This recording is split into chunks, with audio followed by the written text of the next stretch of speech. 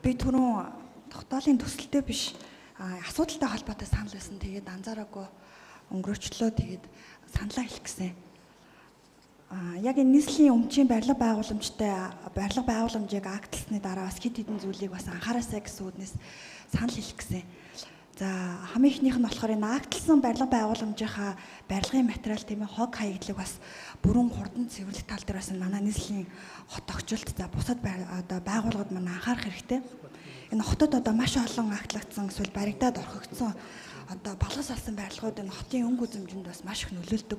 Тэгэхээр энийг бас анхаарч өгвөл зүгээр юм а гэдэг бас саналыг хэлэх гээд байгаа. За нөгөө талаар болохоор энэ барилга байгууламжийг актлаад бидний хэрэгцээ шаардлагуудаас бас ирэмблээд энэ Улаанбаатар хотын хөгжлийн ерхий төлөвлөгөө 2040 за энэ 20 минутын хот үндэсний одоо энэ концепцийнхаа дагуу ногоон байгууламжуудаа нэмэх шаардлага үүсэж байгаа юм шиг одоо төлөөлөгчийн хувьд бол анзаарагдаад байгаа.